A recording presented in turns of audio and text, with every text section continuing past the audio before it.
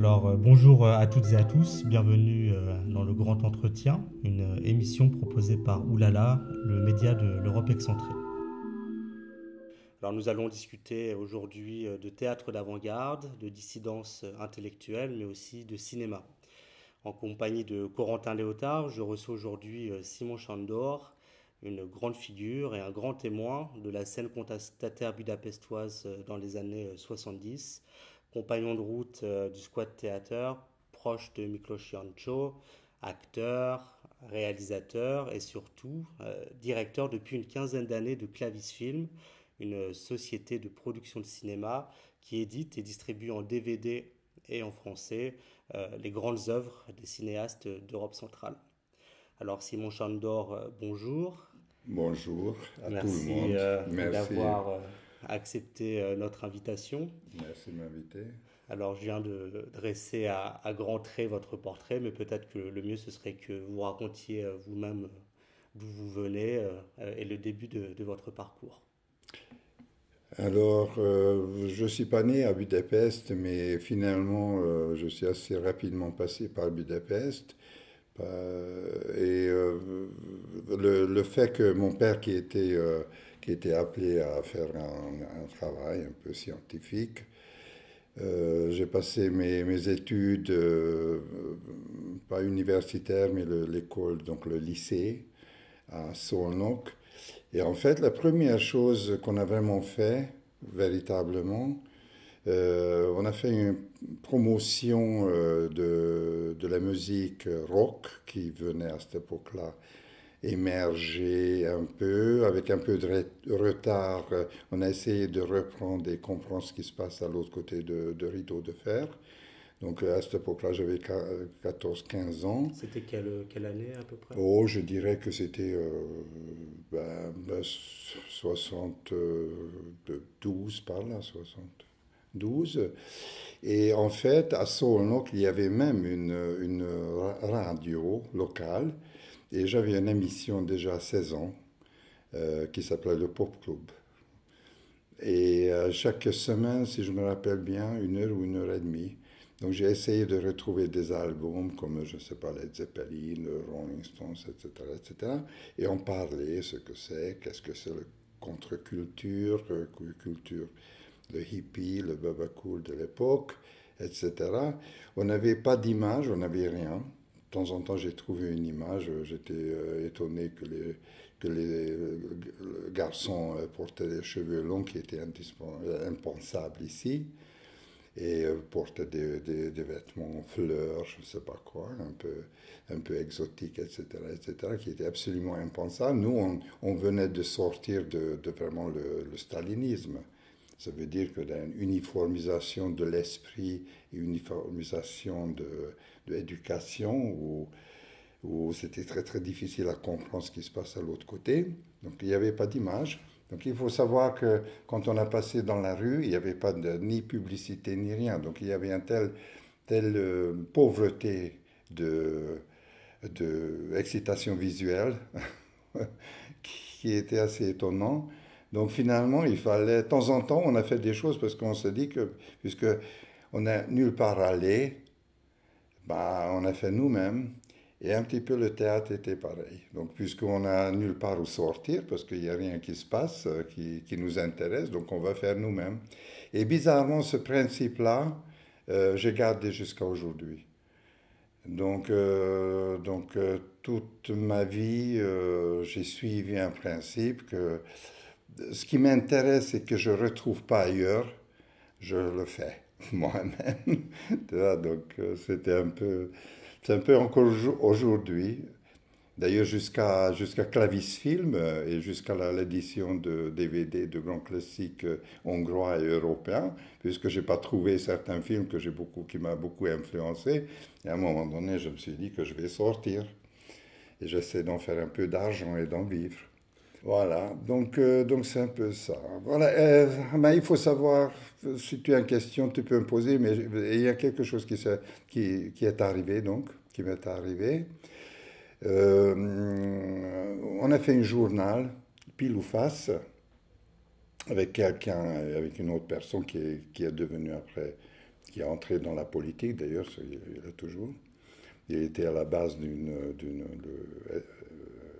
partie qui s'appelle le SDF, qui n'existe plus exactement, mais à cette époque-là, qui était très très fort. Et donc on a fait un journal qui s'appelle Pile ou Face, et on était arrêtés. Je pense que j'ai retrouvé l'autre jour, je ne me suis pas rappelé combien de numéros on a sorti.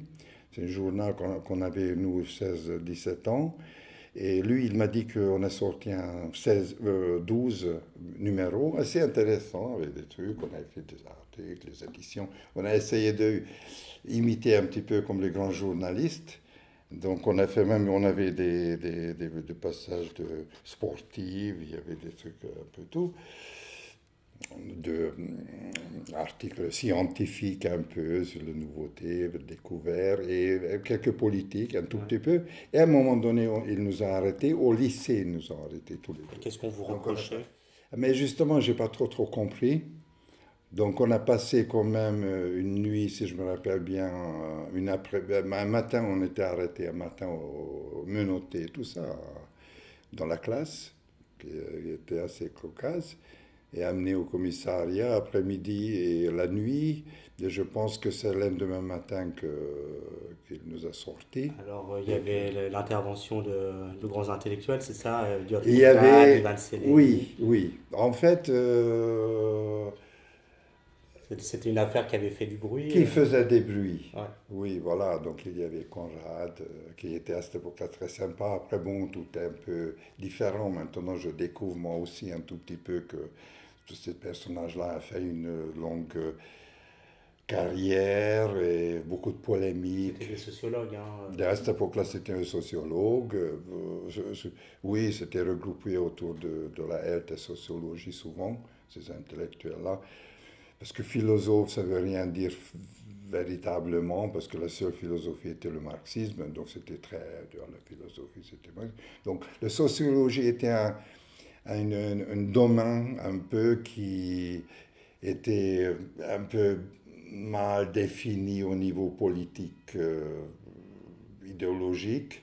Donc la police politique n'a pas trop compris ce que c'est à cette époque-là, la sociologie. Donc beaucoup de véritables très bons intellectuels s'est regroupé autour de sociologie. C'est un peu comme ça qu'il faut comprendre. Donc effectivement, après j'étais un peu protégé, j'avais 17 ans, et c'est chez Conrad, d'ailleurs, chez Conrad dans l'appartement où j'ai habité après, parce que quand je suis sorti, je quittais j'étais interdit de lycée.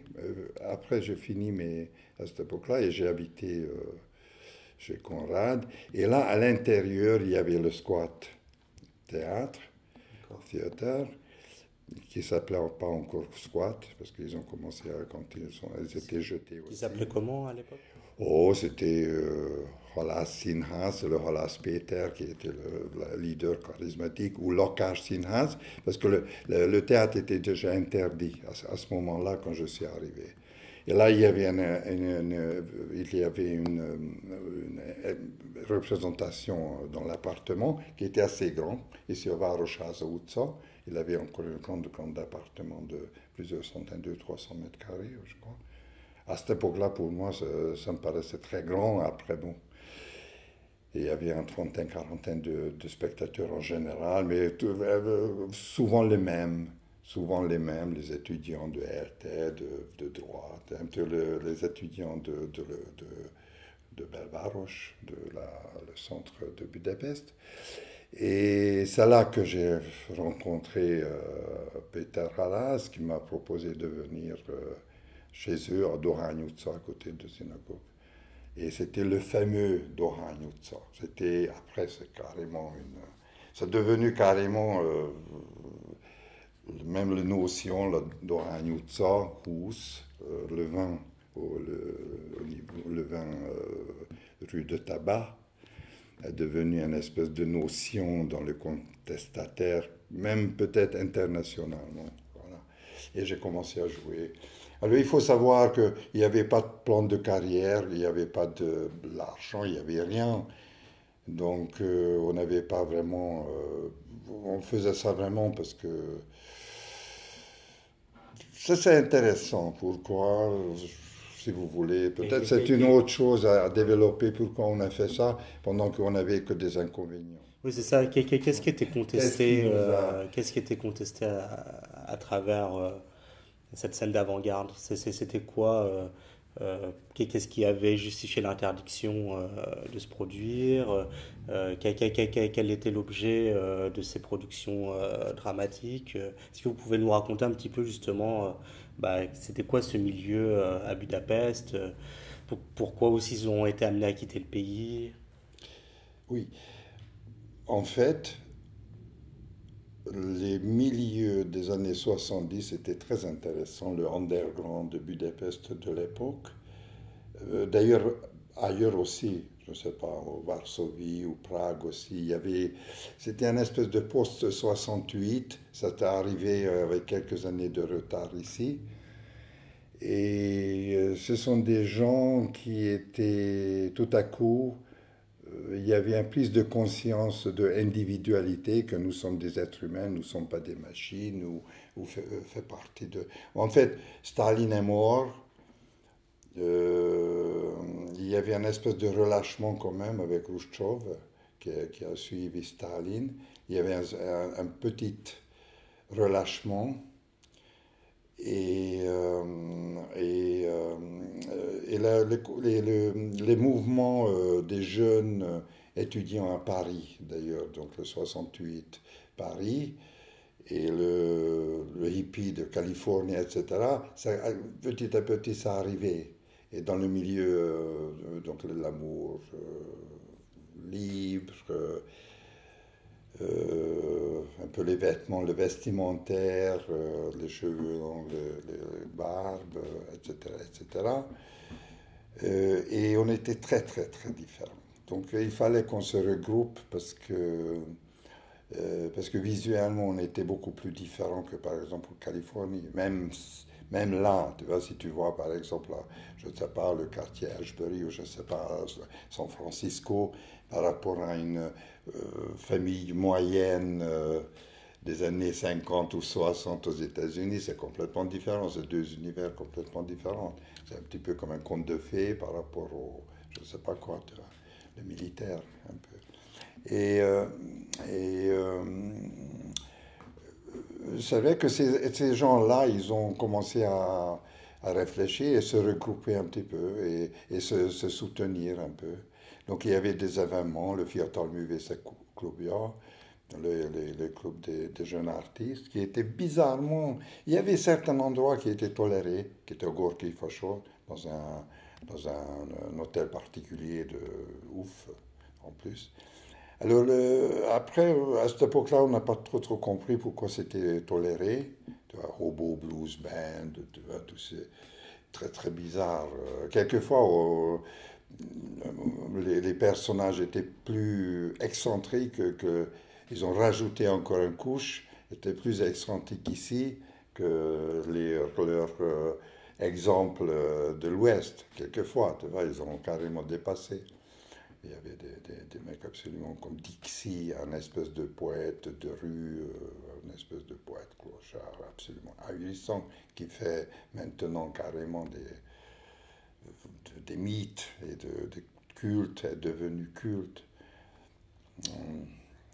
Juste titre ou pas juste titre, je ne sais pas exactement, mais c'est sûr qu'il y avait des gens très très intéressants. Ouais. Et qu'est-ce qui a précipité le départ du choix de théâtre? Ouais, ça c'est intéressant que pourquoi ils étaient interdits. Alors, eux, ils sont sortis de Skene. Ouais. Donc, ils étaient dans la scène universitaire, Peter Halas, en Nord, qui est devenu sa compagne. Donc, le noyau dur était viré ils étaient aussi étudiants de C'est Peter l'université Halas. Corvinus, hein, c'est ça ce qu'est. Oui, je ne sais pas, c'est ELTE, Ötöstóra, Ah, c'est tudom, Alter, à ouais. cette époque-là, Bölcsész Egyetem, à cette époque-là, tu sais, au Váci utca, où il y a le foot, ces deux grands bâtiments, ils étaient là. La scène aussi, chez Thomas, etc., qui a commencé, tout le monde a commencé là. C'est le Skene, c'est la scène universitaire. Alors ils ont commencé là, mais ils étaient virés. Ils étaient virés de coups de université aussi. Peter Halas, ça faisait le droit, donc il voulait être, je ne sais pas quoi, juge d'ailleurs, avocat, juriste. Et qu'est-ce que je veux dire? Oui, voilà. Et en fait, il y avait des mouvements de théâtre un petit peu dans les Müvelö des Shiraz, les maisons des cultures, des Gansmavog, etc. Donc les grandes usines qui entretenaient un peu la culture populaire. Et ils avaient leur groupe. Donc finalement, voilà ce qu'il y a Koshak Haz. Koshak Müvelö des Shiraz. Ça veut dire que la maison de culture de Koshak. Mais là, ils étaient interdits officiellement par pornographie. Alors, la pornographie était. C'est sûr que il y avait des trucs sympas parce qu'on était jeunes aussi, tu vois. Donc, c'est bien sûr qu'on a fait des trucs. Mais bon, pornographie, il ne faut pas non plus. Après, nous aussi, on a expérimenté un petit peu très, très physique. Mais le théâtre de l'époque était partout très physique. Le Living Theatre, ou, je ne sais pas, tout était très physique. Même la musique rock-pop, si on regarde par exemple Led Zeppelin, le chanteur de Led Zeppelin, c'est une poupée, c'est une sexe symbole, tout le monde très sexué de l'époque. C'est pas, justement, j'ai vu l'autre jour un concert de Jimmy Page et je ne sais pas, Robert Plant, comment il a chanté, mais c'est carrément tombé par terre, il est tellement sexy, quoi. Aujourd'hui, c'est difficile à trouver ça, quoi. Ou n'importe, même Mick Jagger. Mick Jagger, c'est aussi son. Donc, même comment il bougeait, tout ça, son jeu de scène, c'est carrément pornographique. Donc, nous aussi, effectivement, on était très sexués. Et les filles aussi, d'ailleurs. Donc, quelquefois même plus. Donc, nous, on avait un peu de mal à suivre, quoi. Après, des choses comme ça, que de véritables sexes sur scène, par exemple, de véritables pénétrations, des trucs comme ça, je pense que exceptionnellement, ça pouvait arriver, mais c'est juste pour essayer de voir ce qui se passe, tu vois. Donc, tu vois, donc c'est vrai qu'il y avait des trucs comme ça. Et là, il y avait la police partout. Donc on était tout de suite fichés, mais les autres aussi. Donc ça veut dire que, ou bien tu étais vraiment, il y a une grande différence entre le théâtre officiel et nous le underground. Donc on était tout de suite fichés underground. Donc quoi qu'on a fait. Ou, autrement, après, c'était une communauté aussi, c'est un comme on a appelé. Ça veut dire qu'on habitait ensemble. Et après, le théâtre était le même. Donc, à un moment donné, c'est un petit peu comme ici, d'ailleurs, peut-être un tout petit peu plus grand parce qu'on a ouvert les trucs, mais où on vivait toute la journée. Après, le soir, c'était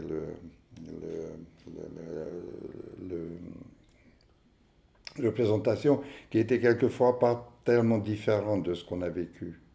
Ouais. Quelquefois, il n'y avait pas de pièce, donc on s'est dit que oh là là, le public arrive. Il était déjà devant la porte, comme ça, tu vois, mais on n'avait encore rien, et après, tout le monde faisait un petit peu continuer ce qu'on a, ce qu'on a fait à ce moment-là. Et après, le public qui se baladait dans l'appartement, je ne sais pas si quelqu'un a pris juste une douche, le public a regardé, je ne sais pas, donc le bébé qui a changé.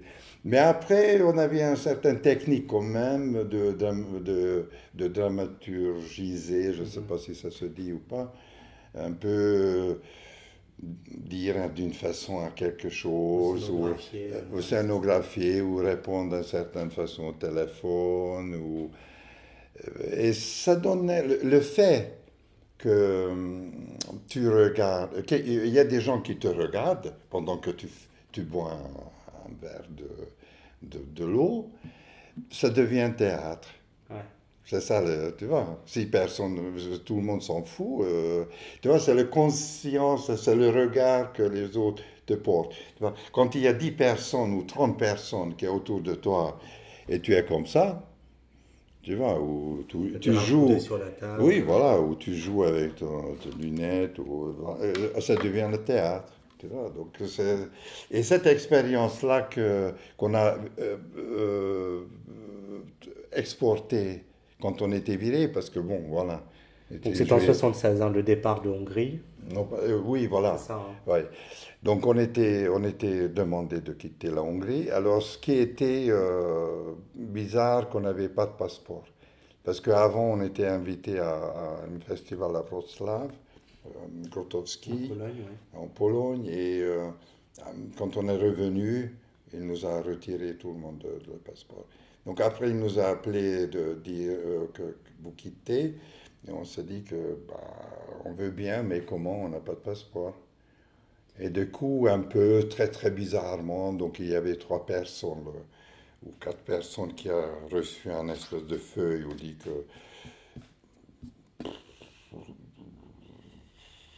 C'était l'injonction de je quitter le sais, territoire. oui, C'était, voilà, c'est voilà, de ça. quitter le territoire. Vous devez quitter le territoire, des trucs comme ça. La compagnie, elle s'est produite un petit peu en Europe de l'Ouest, hein, c'est ça, Amsterdam, Paris. Ouais, ils sont Et, arrivés la et vous plupart. étiez avec eux à ce moment-là ou vous êtes resté en Hongrie? Moi, Ouais, personnellement, moi, je restais encore pendant un an en Hongrie. ouais. J'ai essayé de continuer un petit peu ce qu'ils Parce que vous ont. n'aviez pas reçu, vous, d'injonction Ah, de si, quitter. si, si, mais je pense que là, j'étais pas avec eux, j'avais une espèce de crise mystique, donc j'étais Ah, dans le Pupacogne, dans une forêt, au nord du j'ai fait un Balado. petit peu Ouais. l'ermite, tu vois. J'ai bouquiné des trucs comme ça tout seul dans une petite maison. Et quand je suis revenu, ils m'ont dit que, alors t'as signé? J'ai dit, mais quoi? Ah ben tu sais pas qu'on est viré, il fallait signer. J'ai dit, non, non, non, je signe pas. Mais, euh, mais ça me faisait un peu peur et je voulais passer aussi à une autre chose. Ouais, J'ai pensé je voulais comprendre le sens du monde. ouais. J'ai décidé que s'il y a un sens et si quelqu'un d'autre qui peut comprendre le sens, moi aussi je peux comprendre.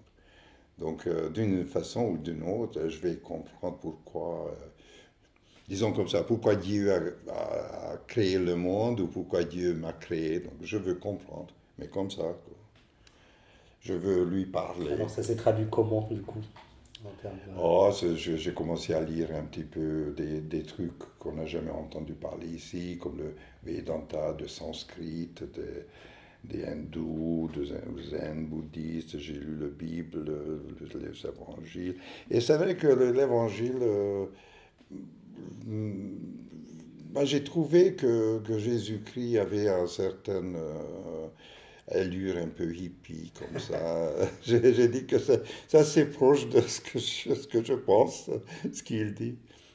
Et j'avais l'impression que je comprends pas mal ce qu'il dit, quoi.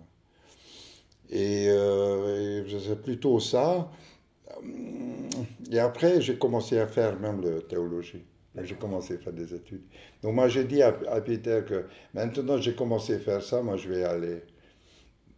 Mais il fallait comprendre aussi que la carrière théâtrale n'avait pour moi, n'avait pas de véritablement, il n'y avait pas d'avenir, il n'y avait que d'emmerdement, comme je dis, il n'y avait que d'emmerdement. Et c'était une rupture pour vous, leur départ pour New York, leur Ah, installation? ouais, Ouais, c'était terrible, c'est comme si j'avais perdu ma famille dans un accident. d'accord, Ça, je dis, ben, ah oui, si mon cœur était arraché.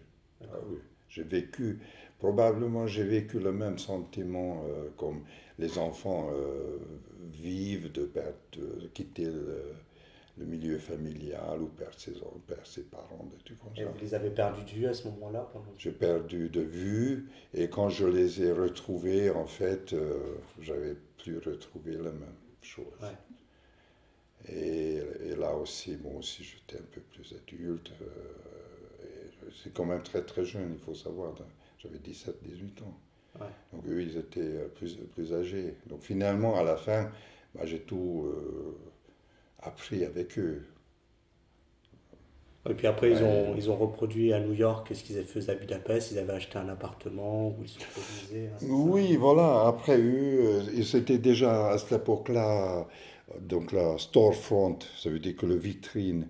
Donc ils ont trouvé déjà cette manière de jouer qui est devenue après carrément je dirais une invention mondiale dans le théâtre, que le public était à l'intérieur d'une magazine ou boutique en face de la vitrine. C'est un local commercial en fait. Oui, un local commercial, il y avait une espèce de tribune. Donc là, le public, donc l'espace public était à l'intérieur. Le vitrine fonctionnait comme un écran de cinéma et eux, ils ont joué dans la rue. Et tout ce qui se passait dans la rue, donc avec les gens, avec les trucs. Et, et ils ont mélangé de temps en temps avec le véritable film. Donc ils ont inventé, eux, la première fois que dans le film, l'écran, il sort, eux, ils rentrent à l'autre côté. La personne vient et tire sur le personnage filmé déjà préalablement. Et on revoit la même chose. À cette époque-là, le vidéo déjà, Andy Warhol, la Slav, par exemple, le vidéo commence à venir. Donc ils avaient une caméra vidéo, donc ils ont amené dans la rue, dans un pass, par exemple, et on pouvait voir à moitié entrer dans le vitrine, l'autre personnage, par exemple, d'une fusillade était l'autre côté dans la rue, mais on voyait transmis direct à l'écran ou à la télévision, la télévision.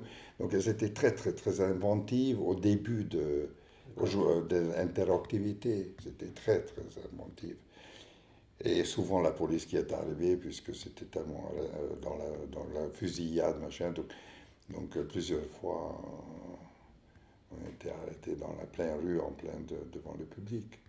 Donc, alors justement, après, vous continuez un petit peu le théâtre, vous vous rencontrez Yang moi Cho, j'ai compté. Ouais. hein, c'est ça? Ah, c'était avant. Hein. Ça c'était avant. Oui, D'accord. oui. Ça, il faut dire que on était quand même très très connus. Donc en Hongrie, très connus.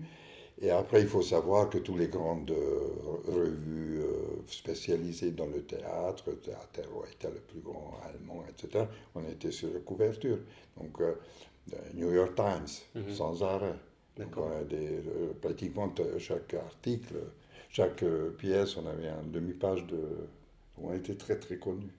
Donc, c'est ce qui l'a emmerdé aussi, d'ailleurs, l'autorité, parce qu'ils ne pouvaient pas non plus nous faire disparaître.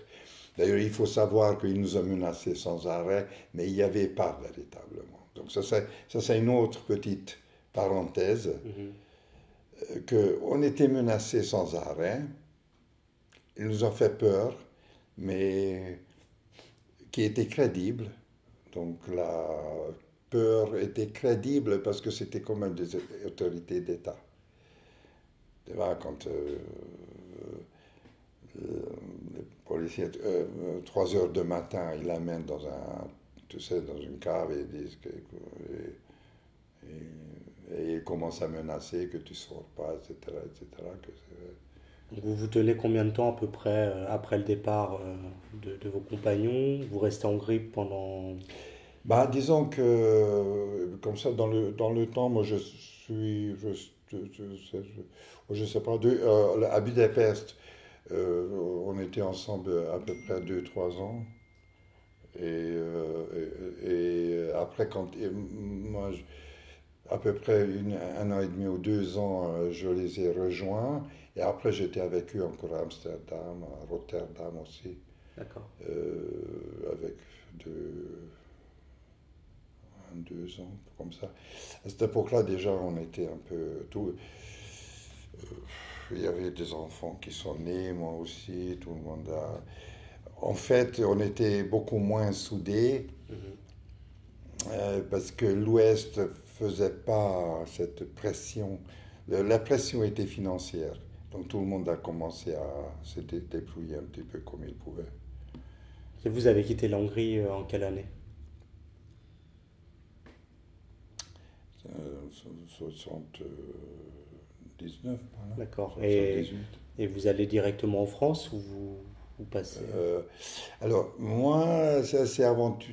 Alors, moi, ils m'ont Comment ça s'est appelé. passé votre Oui, départ, voilà. justement? Après un moment donné, puisque j'ai continué le théâtre, J'avais une compagnie de théâtrale. On a joué plutôt à cette époque-là dans une université. Il y avait un centre là. Je ne me rappelle plus exactement là. Musaki Egetem, L'Institut Polytechnique. l'Institut Polytechnique. Il y avait une grande scène où on a joué, nous. J'ai fait un peu plus classique qu'eux. J'ai beaucoup aimé Shakespeare, mais on n'a jamais joué Shakespeare. J'ai fait un montage de différents textes. J'ai lu Shakespeare, quelque chose qui m'a plu un petit peu, une espèce de geste, une espèce de réplique, machin. Et ben, j'ai collecté, et à la fin, j'ai essayé de faire une nouvelle histoire avec assez cocasse, assez sexy aussi. Donc, à un moment donné, ils m'ont demandé de quitter la Hongrie, pareil. Et j'avais pas du tout passeport. Et c'était assez dangereux parce qu'ils m'ont, justement après, je pense que vers 1 heure du matin, j'habitais sur un bateau qui était tiré au Sabotchake la montagne, qui est devenu un lieu un peu assez intéressant. Beaucoup de gens, quelquefois il y avait 100, 200 personnes qui sont venues le soir.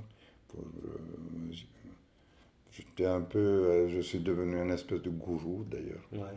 surtout avec l'aspect mystique un peu. Donc j'avais de temps en temps, j'avais des connaissances j'ai lu le Mahabharata, le Ramayana, toutes les sanskrites un peu, le zen bouddhisme, machin. Donc, mais mélangé avec des histoires des filles, etc., etc. Et, et il y avait beaucoup de gens. Et finalement, on a construit même là-bas une scène à la fin. Mais une fois, je suis monté à pied parce qu'il y avait plus de, il y avait plus de bus. C'était le terminus de la bus 11 d'ailleurs. C'était vraiment. Et un écrivain qui a amené là-bas un bateau, il l'a incrusté dans les montagnes. Donc c'était assez intéressant. Il n'existe plus, j'ai regardé. Mais ça, on a acheté, nous. On était propriétaires avec un ami. Avec Ola Mathias d'ailleurs, qui vit avec l'ex-femme de Peter Halas dans le Var. C'est intéressant, le monde est petit. Donc c'était un artiste peintre qui est très très intéressant d'ailleurs, mais ce que j'ai pas vu depuis très très longtemps. Et en général, quand je suis arrivé en haut, il y avait une voiture qui s'est arrêtée. Ils ont dit que bon, hein, alors que je monte dans la voiture. Donc en général, la nuit, quand je suis monté, c'était quand même, je ne sais pas, 4, 5, 6 km à pied. Je suis monté en haut. Quand il y avait une voiture, je me suis caché quelque part. J'ai essayé de me cacher derrière un arbre, etc., pour voir si c'est la police. Mais une fois, ils m'ont chopé juste au bout. Ça veut dire qu'ils m'attendaient déjà. Donc ils m'ont ramené en bas. Ils m'ont ramené au Belud Ministerium, dans le ministère de l'Intérieur. Et là, ils m'ont fait marcher dans le sous-sol, machin. Ils m'ont amené par-ci, par-là, pendant des heures, comme ça, pour me faire un peu. Et vers 3 heures du matin, il y avait une pièce où il y avait plusieurs personnes, d'ailleurs, plusieurs nanas aussi, des filles, femmes. Et ils m'ont dit à un moment donné ils m'ont posé des questions bizarres, ce genre de qu'est-ce que je pense de Picasso. Je dis, à 3 heures du matin, je ne pense rien de Picasso, je m'en fous d'ailleurs. Et des trucs comme ça. Et à un moment donné, il a dit qu'il vaudrait mieux que vous partiez de la Hongrie. Parce qu'on ne sait pas ce qui peut vous arriver. Voilà, de ce genre de trucs, tu vois. J'ai dit, mais comment? Ben, j'ai pas de passeport et quand même, à cette époque-là, il y avait quand même le barbelé, c'est un peu comme maintenant, mais il y avait quand même, bizarrement, mais il y avait quand même je pense que il y avait le rideau de fer, mais je pense que c'est miné aussi. Il y avait une zone de 40 km de largeur qui était minée tout autour et tout ça.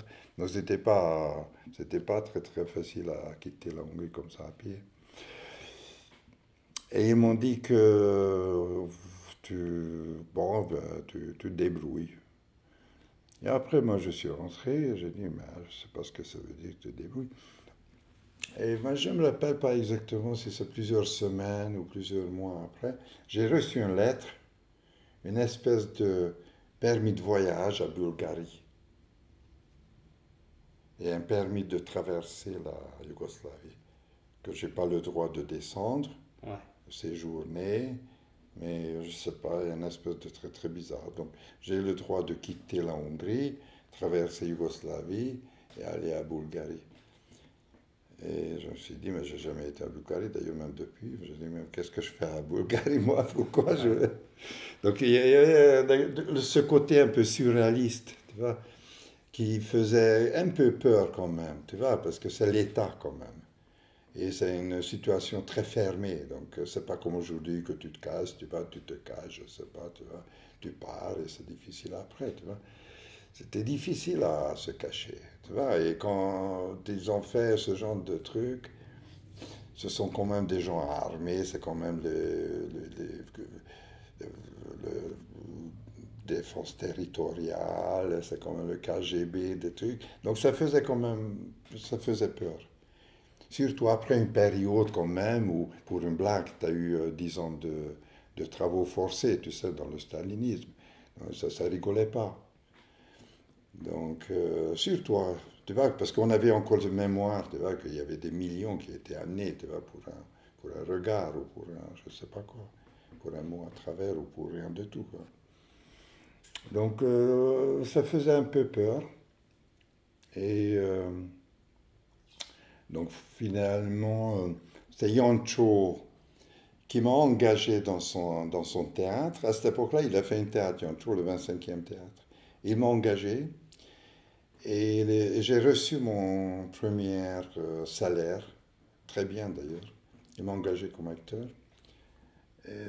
Et avec ce salaire-là, que j'ai pu, je ne me rappelle plus exactement, j'ai pu changer là autour de théâtre en dollars. Donc j'ai mis dans un espèce de sac à dos, je sais pas, je voulais le dollar. Je pense, je ne me rappelle pas exactement, mais j'avais le genre de 200 dollars, des trucs comme ça, 300 dollars. Et j'avais un ami qui a dit que je vienne avec toi, parce que j'étais convaincu que il veut juste que je quitte la Hongrie, et là, ils vont me tirer dessus ou des trucs comme ça. Et j'avais un ami, d'ailleurs, qui m'a beaucoup aidé, qui était le Preiser Istvan, qui était, son père était ministre, d'ailleurs, ministre de l'urbanisme. Je pense que c'était ministre et pas secrétaire d'État. Je pense que c'est ministre, je ne vais pas vérifier. Mais j'ai l'impression que c'est Preiser. Et il a dit que je vienne avec toi. Et effectivement, il est venu avec moi parce que lui, il avait le passeport, etc. Et au moins, tu es un témoin, quelque chose. Mais cependant, il y avait une jeune femme aussi qui est tombée enceinte. Et moi, j'ai dit à cette jeune femme-là que, écoute-moi, il faut que je quitte la Hongrie, alors au revoir, un séjour. Et finalement, elle était un peu amoureuse de trucs, donc elle a dit aussi que je vienne avec toi. J'ai dit, ah, ben, et j'étais quand même assez stressé, donc, et elle était déjà fiancée à une Française d'ailleurs, qui travaillait à Orly, une espèce d'ingénieur, ou je ne sais pas, entreteneur de l'avion technique, des trucs comme ça. Et donc elle avait aussi un passeport, donc c'est moi qui avais pas un passeport, j'avais rien de tout. Donc on est parti à trois. Alors finalement, on a descendu de train à Zagreb. On a pris un bus jusqu'à la frontière de l'Italie. Mais à cette époque-là, c'était déjà un peu assez conflictuel, Yougoslavie, etc. Et donc on a descendu dans un village. On a, on a demandé où est la frontière dans le village. Tout le monde nous a regardé ce qui se passe. Et vite fait à pied, on a quitté le village. Et on a marché dans les montagnes, dans les Alpes. Et on n'a pas trouvé. On a acheté quand même une carte Ouais. de randonneur. Mais c'est rien qui correspondait à rien. Et Ouais. pourtant, on était assez expérimenté. Donc la carte était volontairement mal. Donc la rivière qu'on a suivie, c'était pas dans l'autre sens, etc. Donc on n'a pas trouvé la frontière. On a marché, il y avait des patrouilles de soldats, de polices, de trucs. On a caché dans le... C'était vers Trieste, hein, c'est ça Franchement dire, Ouais. je ne me rappelle plus exactement. À mon avis, si je vois sur la carte, non, c'était pas à Trieste, c'était un peu plus haut. D'accord. Parce que finalement, on a passé à Ljubljana, et de Ljubljana le plus proche de la frontière. Donc, à mon avis, c'était au-dessus de Venise, un petit peu vers l'Autriche. Et au-dessus de l'Autriche. Au-dessus de. Oui, au-dessus de Venise, l'Autriche, Ah, vous la dînez, Slovénie, d'accord. un peu dans par là. Ouais. Et on n'a pas trouvé, on a caché, on était mouillés, on s'est jeté dans les rivières glacées, je ne sais pas quoi, on s'est trouvé pour cacher contre les trucs. Donc c'était assez cocasse. Et, à un moment donné, j'ai vu que le chemin de terre s'est changé en bitume.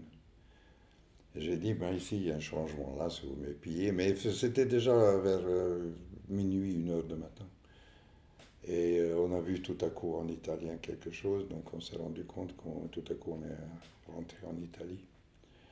Mais le problème, qu'il y avait une maison avec des douanes, avec des soldats. À cette époque-là, il y avait encore ce genre de soldats frontières, tu Les vois, gardes frontières. ouais, des gardes frontières. Donc il y avait une espèce de caserne. Mais dans le caserne, il y avait une fête d'anniversaire. Donc il nous a attrapés comme ça. Ils ont dit que ben, vous venez, vous allez où? On a dit par là. Ben, ils ont compris tout de suite. Ben, vous venez d'où? Par là. Il y a des masses, ça c'est pas interdit, etc. Et il y en a un qui a dit, bon, laisse-les. Et finalement, on a descendu, un peu comme aujourd'hui. Tu vois.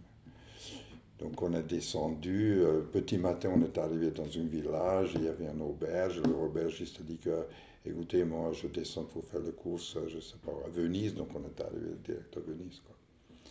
À Venise, on a resté jusqu'à que l'argent a dû moins de 300 dollars, qui était à cette époque-là plus qu'aujourd'hui, de pouvoir d'achat. Donc on a resté pendant quelques semaines, après j'avais pas... Alors le garçon a retourné en Hongrie, je suis resté avec les jeunes filles. Après on n'avait pas d'argent, donc on a dormi dans la rue. On était un peu sautés SDF. Alors il faut savoir quand même que bon, les filles aussi étaient un peu de genre de bonne famille, parce que sa mère était médecin, son père était avocat. Ben, on a un peu descendu dans la rue, un peu. Ouais. Surtout qu'il y avait plein de trucs, trafic de drogue, des trucs comme ça. Après, j'ai commencé à travailler, je suis arrivé on est allé à Rome, tu vois. J'ai commencé à travailler dans le marché, comme manutentionnaire, je déchargeais des légumes. Et après, tout ça, matin, après, bon, elle m'a quitté avant l'accouchement. D'accord. Donc, bah, elle ne m'a pas quitté, mais sa mère, qui était médecin, est venue la chercher. Elle a dit que bon, maintenant, basta des conneries. Quoi. Et vous êtes arrivé en France Non, elle est allée en France parce qu'elle avait le passeport. Et elle avait son mec aussi. Ouais. Et, et moi, je suis resté tout seul. Et finalement, j'ai essayé de... À cette époque-là, j'avais déjà des papiers américains pour les... Parce qu'en en fait, si je me rappelle bien, le théâtre était déjà aux États-Unis, Ouais. Ils déjà à New York. C'était en 77, ça, Oui, ouais. mais moi j'ai rencontré Amsterdam parce qu'à chaque année, une demi-année, ils avaient toujours une bourse pour la création D'accord, théâtrale. ouais. Ils avaient, je ne sais pas, de Hollande ou de Hambourg, etc. Ils avaient des sous. Donc 6 mois, ils ont passé 6 mois en Europe. Et c'est là que je les ai rejoints. Donc j'ai vécu pendant 2 ans à Amsterdam. D'ailleurs là, en France, j'ai pas réussi à traverser. J'ai pas réussi à traverser. Plusieurs fois, j'ai fait une tentative à 20 milliards, mais j'ai pas réussi. Donc, ils m'ont toujours attrapé. Et ce qui était le plus intéressant, que les Italiens, ils m'ont laissé sortir. Ouais, ouais, ouais. Et les Français, ils m'ont pas laissé entrer. Donc après, entre les deux frontières, il y a, je ne sais pas, une petite zone, tu vois, je ne sais pas, il y a quoi, 50 mètres, 100 mètres. Et j'ai passé plusieurs jours entre les deux. Il n'y avait aucun qui voulait. Après, les Italiens ont dit que ils vont pas laisser entrer. Donc entre les deux frontières, j'étais plusieurs fois. Et après, à un moment donné, j'ai dit que j'avais pas quoi manger. Donc pendant des jours, je n'ai pas mangé rien. Donc, ni boire. Après, donc j'étais là. Oui. Donc il y avait les deux. Bah, ils m'ont regardé. Bon, ils n'avaient rien à foutre, quoi. Ça, c'est marrant, tu vois, que tu es là.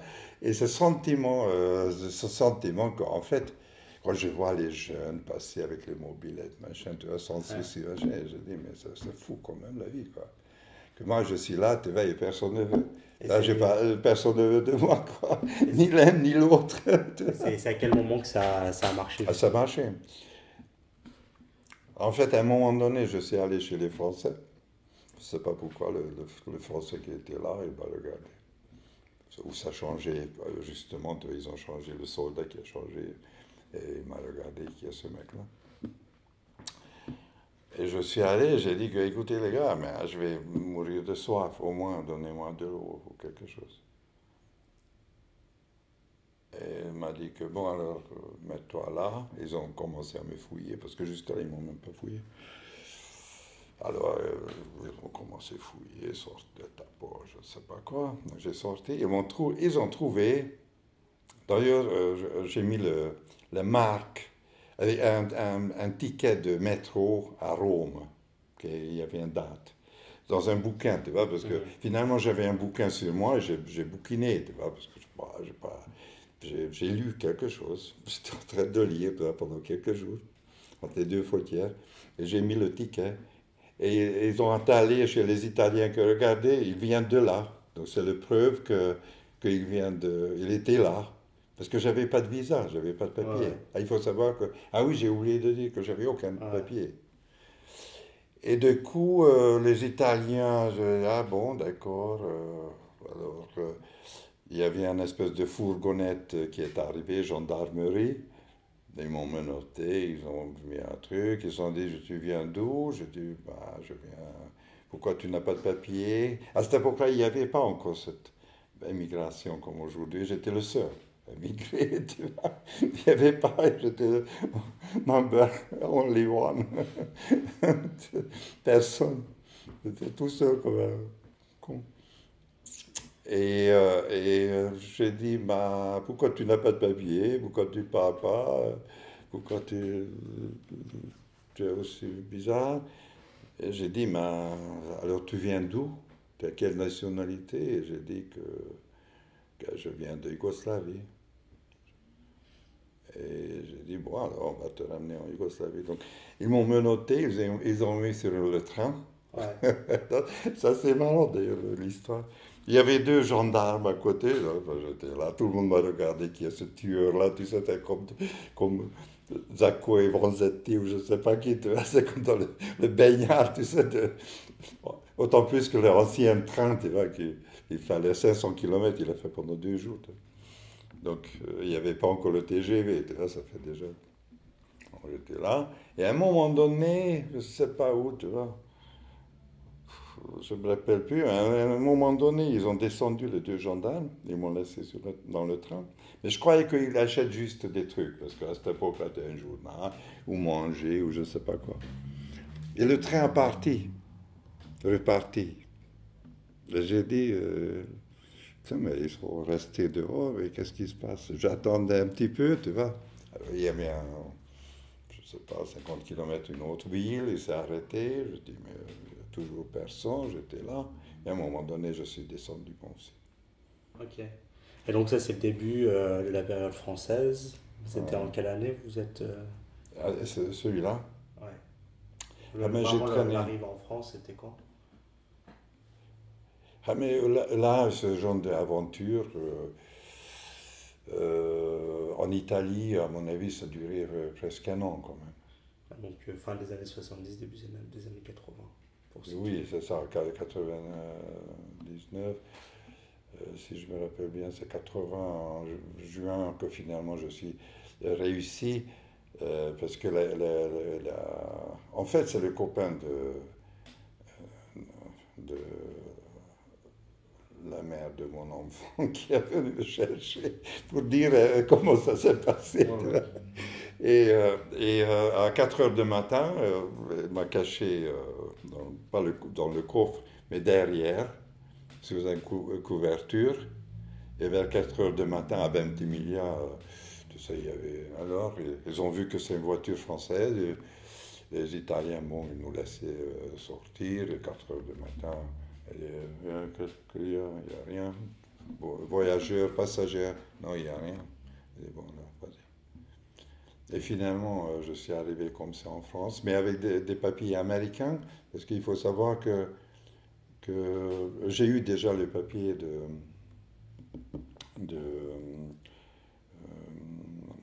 comment ça s'appelle de immigration. D'accord. Donc j'avais déjà le permis d'immigration. Donc j'avais déjà le, Le visa. le visa aussi et même le billet d'avion D'accord. aux États-Unis. Et même un travail comme menuisier chez les adventistes de 7e jour dans Et vous une restez secte. à ce moment-là, vous restez décidé, enfin, vous décidez de rester en France. Bah, disons que j'étais amoureux, Ouais. et elle aussi. Donc à un moment donné, je me suis dit que bon, de toute façon, je peux aller, c'est pas loin, c'est juste à côté. J'ai jamais été en France. Je vais jeter un petit coup d'œil sur cet enfant-là, tu vois. Et après, bon, j'ai encore toujours le temps de repartir, quoi. Et c'est à quel moment vous commencez votre carrière de cinéaste, Recommencer de le cinéaste. réalisateur? Et après, j'ai rencontré, donc là, je travaillais un petit peu toutes sortes de choses. J'ai un peu tout fait. Mes papiers, je ne sais pas si je peux dire ça.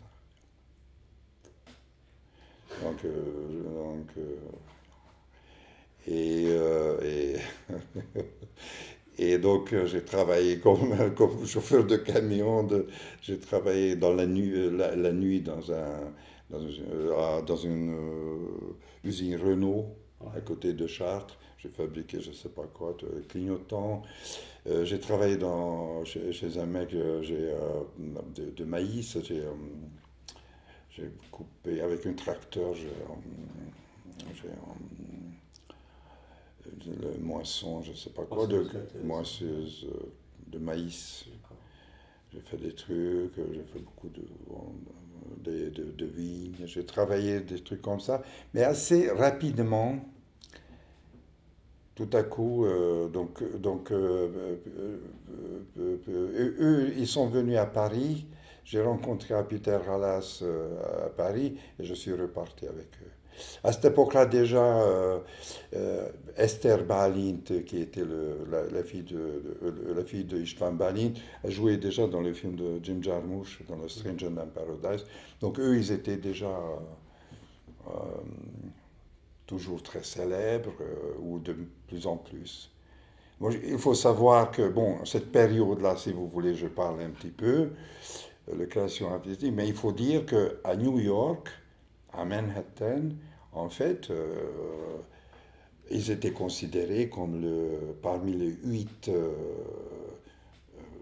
institutions culturelles les plus importantes de New York. Ouais. Donc, à chaque fois, hein, donc il y a quand même, tout le monde a essayé de jouer. Nico qui a chanté, Nico de Velvet Underground qui a chanté New York, New York dans leur pièce de Andy Warhol Last Love, par exemple. Andy Warhol savait aussi, il n'a jamais venu voir, mais il habitait juste à côté à Chelsea Hotel, après son attentat. D'ailleurs, c'est ça le sujet de leur dernière véritable grande pièce. Et après, je ne sais pas, le Sunshine Kid et les Coconuts qui chantaient sans arrêt chez eux. En fait, à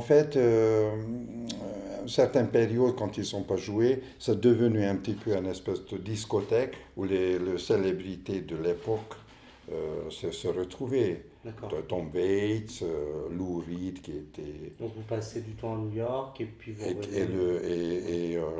En fait, le théâtre, le squat, théâtre est devenu vraiment une espèce de lieu de rencontre, de haut lieu. Après, bon, il y avait un peu le plus snob, comme ou le Mick Jagger, je ne sais pas, le Club 54, ou je ne sais pas où, tous les High Society. Eux, ils étaient plutôt leur alternative, mais aussi Tom Waits, Lou Velvet, parmi le dernier plus grand de Julien Schnabel d'ailleurs, qui a fait après de cinéma aussi, qui a fait L'Hôte, qui a fait le Basquiat, le film de Basquiat, c'est Julien Schnabel, qui est un très très bon peintre, qui était, t'as vu? Qui était, ou David Bowie qui joue d'ailleurs Andy Warhol, qui est assez marrant. Et donc c'était la même époque. Jim Jarmusch, toujours le café sans cigarette. C'était vraiment cette époque-là. Il a tourné d'ailleurs dans le squat, qui était aussi une boutique en bas. Et après, eux, ils habitaient, donc on habitait dans l'étage, quoi. Il y avait 3 étages. Donc, après, il y avait de plus en plus, les enfants sont grandis, après il y avait des enfants, etc. Vous passez combien de temps avec eux à ce moment-là? Moi, personnellement. Ouais. Si vous les suivez, c'est ça? Alors, moi, j'ai commencé à faire, en fait,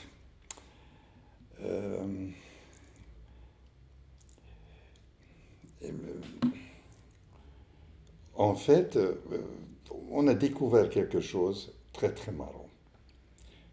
Nous, on était convaincus qu'avec la célébrité, automatiquement, il y a de l'argent. On n'a pas imaginé, autant plus que la conjoncture mondiale était beaucoup mieux qu'aujourd'hui. Donc le monde était plus riche. Il n'y avait pas encore la crise et tout ça. Donc on a imaginé que quand il y a cette... je te montrerai une fois, parce que justement je vais faire un petit expo peut-être de cette période-là. C'est incroyable la presse. Tu vois, c'est vraiment le Washington Post, le New York Times, le Village Voice, le fameux journal de Manhattan, un peu underground, un peu alternatif, qui était très influent de l'époque, le Village Voice.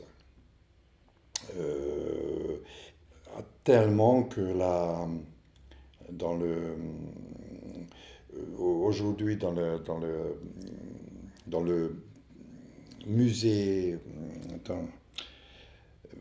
ils ont une pièce reconstituée, le théâtre. D'accord. Ouais. Donc c'est devenu carrément c'est devenu un fait historique, le théâtre. Ça veut dire qu'ils ont reconstruit à l'intérieur du théâtre, ils ont reconstruit le façade, ils ont les costumes, les masques, etc., des films, des extraits de films, etc. Donc c'est devenu effectivement aussi célèbre comme un culte, voilà, c'est ça le mot. Donc c'est devenu un culte.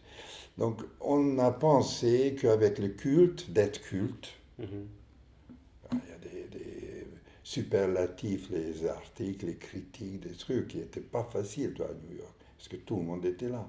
C'est pas un village, c'est pas un truc, c'est comme un Manhattan. Donc s'il y a un endroit difficile à percer, ça c'est vraiment Manhattan, ça c'est vraiment New York. Et tout est superlatif, et nous on a pensé que c'est normal on va pas avoir, on ne voulait pas être riche, mais on ne voulait pas avoir de problème de l'argent. Ah, on avait. Ben, on avait quoi.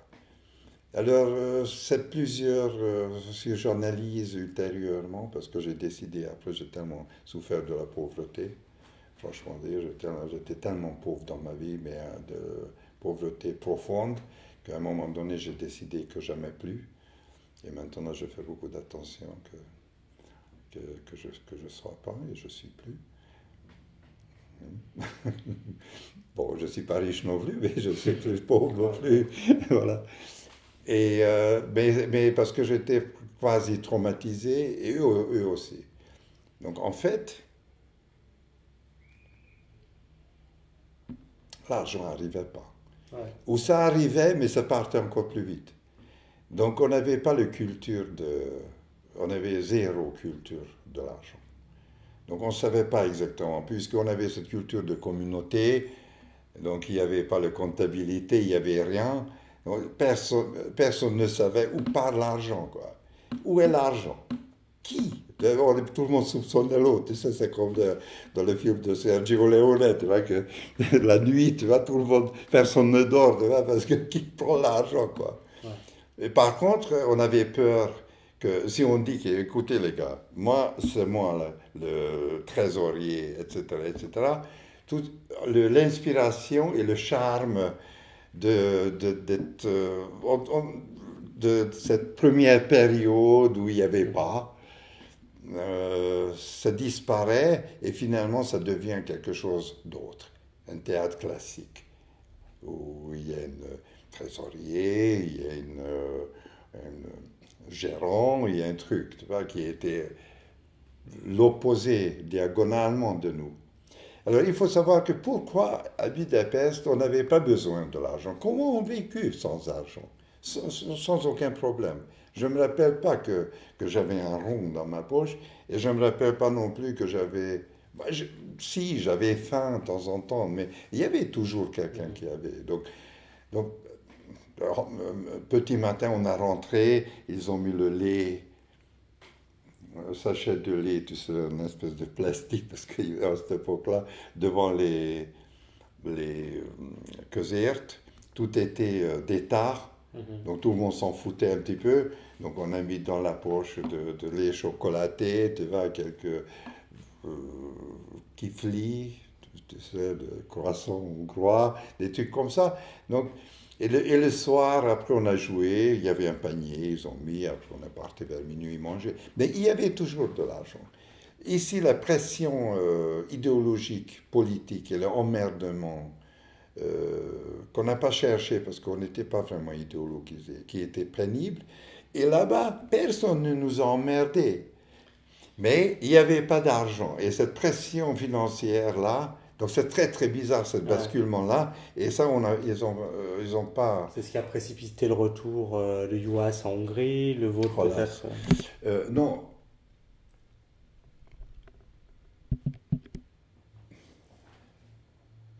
en fait, le conflit, oui, à un moment donné,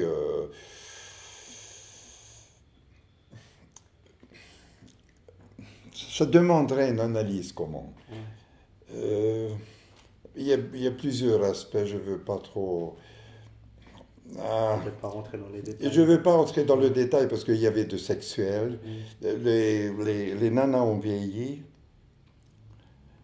Les mecs, tu sais, l'injustice de la nature. Les jeunes filles qui sont nées un petit peu par-ci, par-là, devenues... Bon, je ne veux pas rentrer dans les détails. Il y avait des trucs de temps en temps où ça grinçait un petit peu. Et, euh, et après, effectivement, il y avait deux clics. Il y avait le Berlin-Pichti, le deux. Et alors, voilà, ce Peter qui avait deux conceptions. Il était plus littéraire. Une autre culture, Berlin-Pichti voulait faire plutôt le théâtre. Et l'autre avait déjà tendance de faire le cinéma. Parce que c'est un théâtre presque comme le C'est cinéma. fascinant. En fait, c'est un cinéma live. Mhm. Parce que la vitrine qui fonctionne comme un écran, en fait, c'était comme un scénario de cinéma qui n'était pas sans caméra, sans enregistrer, sans caméra. Mais on peut dire que c'est très cinématographique, un peu comme un film avant-garde, il faut imaginer comme ça. Et c'est vrai il voulait passer dans le cinéma, mais il ne savait pas comment faire le démarche. Alors, Simon Chandor, on va faire un petit saut dans le temps, justement, pour évoquer dès à présent le début de cette aventure française qui qui vous mène en France, qui vous fait surtout, et j'aimerais bien avoir votre témoignage là-dessus, entamer une carrière de réalisateur, de scénariste pour la télé française, si je ne me trompe pas.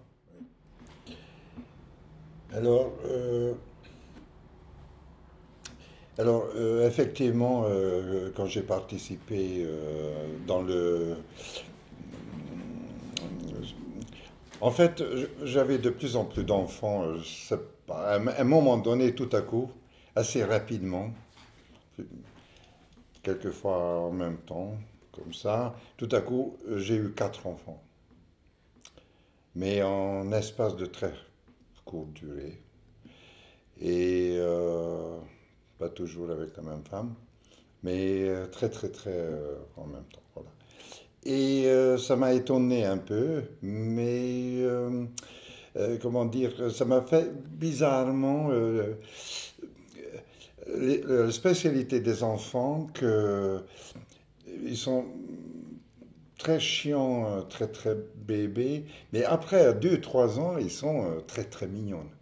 Donc tu t'attaches aux enfants. Ils deviennent des petits anges. Et les miens étaient de véritables petits anges. Donc à un moment donné, je me suis plongé un petit peu dans ce sentiment que je suis père, autant d'enfants autour de moi et avec des femmes qui étaient bon plus ou moins. Et puisque j'étais avec les enfants, j'ai commencé à faire la... C'est pas ça que j'ai commencé à faire la peinture, j'ai toujours fait un peu. Il faut savoir que j'ai fait déjà un peu pour le Beaux-Arts et j'ai vécu sur le bateau avec un artiste peintre que j'ai beaucoup apprécié, qui est très très bon, Ola Mathias d'ailleurs. Il habite dans le Var, dans le château en haut, avec Coach Anna, avec l'ex-compagne de Peter Halas, qui est très très bizarre. Et ils sont toujours ensemble. Et donc j'ai commencé à faire la peinture et très très rapidement, de temps en temps j'ai des coups de bol ou coups de génie ou je ne sais pas quoi. Tout à coup, je suis entré dans un groupe d'artistes et même dans le groupe d'artistes à Paris, et même dans le groupe d'artistes, c'était un dernier mouvement. Donc je dirais, post-figuration, Combas, des dernières générations de euh, Jean-Pierre Blé, de Combas, et Julien Schnabel aussi, qui était américain mais qui a exposé à Yvon Lambert, chez Yvon Lambert. Donc il y avait une dernière génération dans la peinture, Michael Barcello, etc. Et tout à coup, je me suis retrouvé presque propulsé dans la peinture, presque au niveau, je dirais, en- je dirais pas que mondial, mais antichambre de niveau mondial. Et le niveau mondial, ça commençait à 1 million de dollars par toile, il faut savoir. Donc, il faut dire, d'ailleurs, c'est un peu bizarre peut-être, et j'ai un peu de mal aussi à dire, mais je me suis découvert assez bizarrement doué. J'ai un sens de saisir le signe de temps ou quelque chose, j'ai un sens. Et c'est en n'importe quoi, dans la musique, dans le scénario, dans le film. Et là, c'était la peinture parce que c'était le plus simple. Parce que j'avais une pièce où j'ai peint, les enfants étaient là. Quelquefois, ils ont tombé dans le pot de peinture, des trucs comme ça. Mais c'était comme une crèche. Les enfants faisaient n'importe quoi. Et finalement, je me suis retrouvé avec un contrat avec plusieurs galeries et j'ai commencé à bien gagner ma vie. Pendant que le théâtre était dans la misère sans arrêt. Donc finalement, j'avais la seule personne qui avait une grosse voiture. Euh, à un moment donné, j'en avais même deux. J'avais l'ancien Volvo Break immense où j'ai transporté les trucs. J'avais des grosses voitures, je changeais des voitures. Et je ne dis pas il fallait que je les entretienne, mais à un moment donné, elles étaient presque ça, quoi. Je suis arrivé sur des coups. Et c'est vrai que je me suis détaché petit à petit, d'autant plus que j'étais sous contrat. Donc il fallait par exemple, après avec une galerie à Monte Carlo, j'avais 4 tableaux chaque mois à livrer. Donc je suis allé, j'ai pris mon Volvo qui était comme un avion, tu vois, j'ai descendu à chaque mois une fois. Et j'ai commencé à gagner de l'argent. Voilà. Et après, je- par la peinture, par les vernissages, j'ai fait de la connaissance avec beaucoup de gens, avec des gens riches aussi, avec des gens par-ci par-là. J'ai fait la Jean-Loup Solitaire. Figurez-vous que Jean-Loup Solitaire a acheté une maison, une hôtel particulier à côté de la Premier ministre dans la rue Varennes. Et il m'a demandé de décorer la chambre de sa fille, de petite fille qui avait 4-5. Et moi, je demandais demi-million. Donc, il y avait des trucs comme ça. Et à un moment donné, c'était vraiment le yacht, Monte Carlo, le mec qui m'a demandé de faire des nus de sa femme, allez-y, etc. Donc la vie était très très... Bon, j'avais à cette époque-là, j'étais le plus meilleur période, j'avais quel âge? 32 ans. Donc il faut savoir que... Et c'est vrai que j'ai fait tellement des trucs, beaucoup de nus d'ailleurs, bizarrement. Donc j'ai un sens un peu sensuel, érotique. Et c'est ce qu'ils m'ont demandé, etc. Donc j'ai commencé à gagner beaucoup d'argent. Et du coup, j'ai fait la connaissance avec des gens. Et il y avait quelqu'un, le Canal Plus à cette époque-là, qui est ouvert. Donc c'est à cette époque-là que Canal Plus était créé. Avec Gilles Das qui était là, dit Eclipse Production, je ne sais pas quoi. Comment s'appelle l'autre là? Lunettes noires, machin. Comment s'appelle Thierry, comment s'appelle oh, merde, j'ai oublié, cette époque-là. Le bain de douche. Comment? Le bureau. Non. Ah oui, Ardisson. Ardisson Ardisson. avec le bain de douche, de l'époque de bain de Ouais, douche, ouais. tu vois. Donc c'est vrai que j'étais un petit peu dans le truc. Donc j'étais un petit peu dans le... C'est à ce moment-là aussi que les jeunes mecs commencent à gagner beaucoup d'argent avec le bourse. C'est à ce moment-là, avec le Ouais, ouais, trailer. ouais. Tu vois. Donc il y avait des mecs qui sont venus comme ça. Ah, le mec, j'ai gagné 150 000 aujourd'hui. Tu vois, c'est comme 150 000 euros dans le pouvoir d'achat. Donc c'est vrai que c'était un petit peu le loup de Wall Street. Tu vois. C'était un peu une période comme ça, dans les années 80, la deuxième moitié de 80, je pense que 85, Ouais, 87. Canal Plus, c'est 86, il me semble. Oui, Ouais, c'est ça, à ce moment-là. Et il y avait un gars qui a dit que, putain, mais t'as fait des trucs, mais tu as monté au yacht, tu étais dans le pauvreté, machin, tu as tellement des histoires, tu veux pas écrire avec moi une série? Et on a commencé à écrire une série. J'ai dit, bah oui, bah, je veux bien, mais j'ai des histoires, effectivement. Donc on a commencé à écrire. Et c'est là qu'on on a commencé à écrire. Alors lui, il avait une maison à l'île de Ré. En face de là, il y a un bateau. On est sorti là, on a fumé un pétard, des trucs comme ça. Donc il y avait un nana ou deux, trois. Et finalement, ce qui s'est passé, donc on a travaillé sympa, on était jeunes, machin. Et lui, tout à coup, il est mort. Donc on a commencé à déjà tourner une série, machin, il est mort.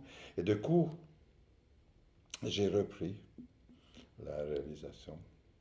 Il est mort de overdose d'ailleurs. Pendant que nous, on ne s'est pas autant drogué que ça. Je ne sais pas je sais pas ce qu'il fait. Tout à coup, sa copine qui a descendu. En plus, j'étais là. Donc il était en coma et machin. Sa mère était américaine, donc sa mère qui est arrivée en France et finalement au bout de 2, 3 mois, il a dit que bon, débrancher, c'est pas la peine. Je ne veux pas avoir un enfant légume pendant des dizaines d'années. Donc évidemment. Donc j'ai repris la série. Donc j'ai commencé à réaliser. J'ai fait 2, 3 trucs comme ça pour Canal Plus de l'époque. Et j'ai fait la connaissance aussi, à cette époque-là, le Canal Plus n'était pas encore là. C'était l'ancien Canal Plus qui est une espèce de bateau à Paris. C'était le premier bâtiment de Canal Plus qui était très très très sympa, qui était derrière le Birakem, le pont de Birakem un petit peu sur le quai. Mais à cette époque-là, la studio de Billancourt, la grande studio de Billancourt était encore le studio. Donc on s'est retrouvés là à manger midi, Luc Besson qui faisait à cette époque-là le Subway, donc tout le monde mangeait ensemble midi parce qu'on faisait le montage après. Donc c'était assez sympa. Et j'ai fait la connaissance avec une nana, avec une fille, qui est très sympa et que je connais toujours et qui m'a beaucoup aidé. Et finalement, son père, qui était un grand réalisateur, je peux dire qui d'ailleurs, c'est Jacques Rouffio qui a fait Le Sucre, 7 morts sur ordonnance, qui a découvert d'ailleurs Gérard Depardieu, qui a fait le dernier film avec Romy Schneider, Le Passant sans souci. Donc un réalisateur français qui était le bourgeoisie, de grande bourgeoisie, ce genre de comme Chabrol, etc., qui m'a amené dans une agence, de, et au départ en tant que scénariste. Donc, j'ai commencé en tant que scénariste pour écrire des scénarios, des séries, comme Madame le Consul, des trucs comme ça, de Bavaro, c'était la première génération de séries, à la télévision, des trucs comme ça. Voilà. Et en général, j'ai écrit toujours le résumé, donc les histoires, comme ça. Et après, il y avait les dialoguistes, etc. Donc j'ai commencé comme ça, mais j'ai fait encore la peinture, mais j'avais de l'argent. Et je me suis dit que j'ai écrit un scénario, un long métrage que je voulais faire, et j'ai presque fait.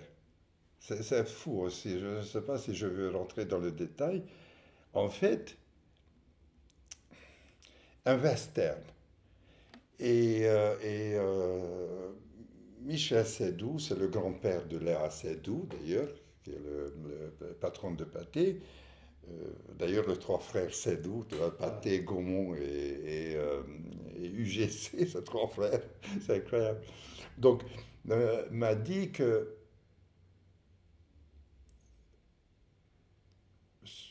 il y avait un producteur de Cibit 2000. Était à cette époque-là la plus grande production. Ma vie est un enfer. Toutes euh, l'époque de Josiane Balasco et toute cette bande-là, c'est Cibit 2000, la Splendide. Ouais, donc tout ce qui était un peu Thierry, c'est aussi Thierry, comment ça s'appelle, Eremite, voilà, tous ces bandes-là étaient là. Et c'était le grand production, Jean-Claude Fleury à cette époque-là. C'était le grande production de Champs-Élysées, etc. Et il m'a appelé, a dit que ce western-là, c'est génial. Si Michel Seydoux me suit avec 45 salles à Paris, on y va. Et je me rappelle que j'étais aux Alpes, justement avec cette jeune femme-là, dans un village où était marqué le plus haut village de l'Europe. C'était marqué là. Donc on était là, téléphone sonne, et Jean-Claude Fleury dit que descends, j'ai une nouvelle pour toi. J'ai dit bonne ou mauvaise. Il dit mais tu vas voir, descends. Je prends la voiture, des Alpes, je descends d'un coup à Paris. J'ai dit alors qu'est-ce qui se passe? Il dit écoute, quand je t'ai appelé, c'était bon, et depuis c'est mauvais. J'ai dit mais qu'est-ce qui s'est passé? Il dit, tout d'abord, Michel Seydoux a dit que pourquoi pas, et après, il dit, mais c'est qui est ce mec-là? Il dit, mais c'est un Hongrois inconnu, un western en français, mais c'est quoi cette histoire-là? Non, pas question. Du coup, mon agent a dit, c'est pas grave, on s'en fout, on va faire autrement. Et finalement, jamais fait. Donc j'étais traumatisé. Et je me suis dit que moi je vais acheter, putain, mais c'est quoi cette histoire-là? C'est aussi difficile que ça, tu vois, je me suis rendu compte, je croyais que c'est beaucoup plus facile. Il faut savoir que quand on est venu, d'ailleurs, je reviens encore juste pour une phrase, on a pensé qu'on est tellement géniaux, on est tellement forts et tout, qu'il n'y a rien qui nous résiste. C'est une évidence, c'est un petit peu comme le sportif, tu vois. Les Jeux olympiques, c'est évident, on sait ce qu'on veut, ce qu'on vaut, et tout. Et c'est vrai que de temps en temps, avec cette nonchalance, hein, on a passé des trucs absolument incroyables que les Français n'oseraient pas, qui est conscient de la difficulté ou de la structure. Nous, on n'avait rien à foutre. On avait, euh, on a discuté avec les gens comme s'il n'était rien. Alors, ce qui s'est passé, donc, que j'ai cherché à acheter, je me suis dit que, écoutez les gars, comme ça, vous ne voulez pas que je fasse ce film-là? C'est pas grave. Moi, je vais avoir une production. Moi, je vais acheter une production. Moi, je vais être producteur. Vous allez voir. Et j'avais un ami belge, Nicolas Meyer d'ailleurs, qui a fait 3 ou 4 coproductions belgo-hongrois, par exemple. Ça, je peux faire. Il a fait de longs métrages qui travaille maintenant au Banque mondiale. Et qui m'a dit que, oh non, attends, c'est difficile, machin. J'ai dit, bon, arrête, arrête, tu vas voir. J'achète une production et je vais faire de cinéma, moi. Et je voulais acheter le production de Jacques Rouffio, parce qu'il y avait une production. Il avait quelques films sur le catalogue, avec Jacques Higelin en hippie dans le Ibiza, 2, 3. L'air en hiver, un film comme ça qu'il a fait, 2, 3 films. Mais il voulait me vendre très très cher. Il a dit 360 000 euros. J'ai dit, mais Jacques, mais tu comprends pas, moi je suis arrivé à pieds nus ici, comment tu peux me donner ce prix-là? Il dit, je m'en fous comment tu es arrivé, j'en ai rien à foutre et tout. J'ai dit, bah, je peux pas. Et en fait, quand j'ai tourné, j'ai habité en face de Billancourt, à Meudon-la-Forêt. On a tourné beaucoup la nuit dans la rue, dans les jardins. C'était à cette époque-là assez exotique. Il y avait un monsieur habillé en matelot, comme ça, un chapeau de... qui m'a regardé de temps en temps, qui était comme ça, avec des cheveux assez longs, donc à peu près 70 ans, 75 ans, qui m'a regardé comme ça. J'ai vu de temps en temps, mais j'ai dit, mais qui est ce mec-là? J'ai aucune idée. Et à un moment donné, j'étais à la maison, il frappe à ma porte. Et il dit que c'est mon Chandor. J'ai dit, ouais, et toi, tu es qui? Et il dit, bah, je suis Julien Papet. Je dis, bah, Julien Papet, désolé, j'ai jamais entendu. Bah, viens chez moi. J'ai dit, ah non, non, non, à mon avis, j'ai dit, mais à mon avis, tu es fou. Moi, j'y vais pas chez toi. Et il a dit, ouais, mais toi aussi, tu es fou. Tu vas voir, on va faire des bonnes choses ensemble. Et finalement, je suis allé chez lui. Il avait un espèce de empire, un empire absolument ahurissant, des grottes creusées dans le côte qui donnaient tout sur Paris, sur la Tour Eiffel, machin, des grottes comme ça, mais un truc absolument incroyable. De studios de cinéma creusés dans le rocher. Et en fait, c'est un personnage, mais absolument incroyable, mais même plus véritablement plus fou que moi. En fait, Julien Papet, c'est très très rapidement, donc c'est lui qui m'a affilié Clavisfilm, c'est pour ça que je dis. En fait, il était étudiant en Pologne, étudiant d'animation, de poupées. Il y avait une école de poupées en Pologne. Donc il est allé là quand la Deuxième Guerre mondiale, quand les Allemands ont attaqué la Russie. Et de coup, il a dit qu'à peu près 1 million de personnes, d'abord un demi-million, et à la fin 1 million de personnes qui a reculé comme le front des Allemands a avancé. Et de coup, tous les étudiants, les étrangers, machin, qui n'étaient pas vraiment, qui étaient un petit peu ce genre d'internation, il a dit qu'à peu près il y avait 1 million de personnes qui reculaient derrière le front. Et il est arrivé à Almaty, à la frontière à pied, la frontière de la Chine, où Eisenstein a tourné le Ivan le Terrible. Incroyable, incroyable histoire. Il avait 20 ans ou 21 ans. Sous 5 chapiteaux de cirque. Et il était engagé en tant qu'accessoiriste sur Eisenstein. Absolu, l'histoire du cinéma absolu. Et quand le tournage était fini, là aussi, il y a plein d'anecdotes qu'il m'a racontées, absolument incroyables. Et quand il était fini le tournage et la guerre, du coup,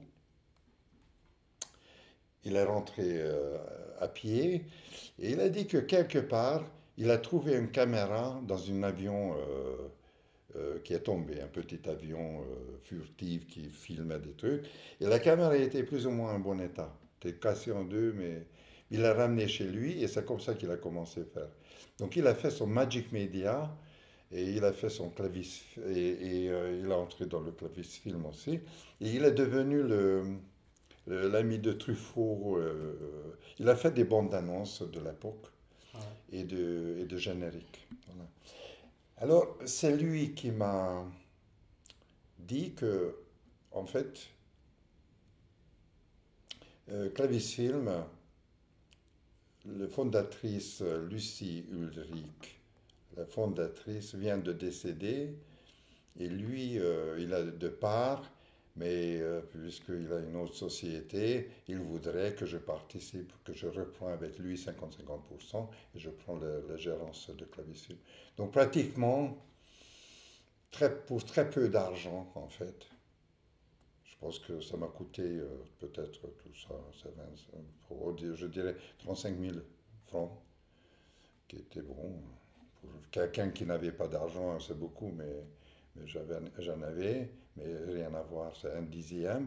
Et finalement, c'est comme ça que la société Clavis Film m'est revenue. J'étais le gérant, donc 50%.